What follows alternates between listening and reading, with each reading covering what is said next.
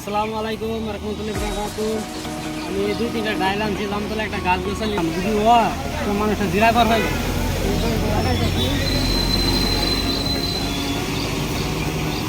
তুমি একটা লাগাইয়াম, একটা লাগাইয়াম।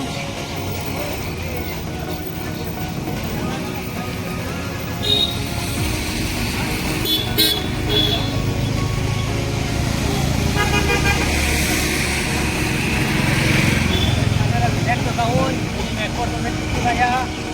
রোদ আমি বুঝে ডাইল লাগাই কেমন লাগলো।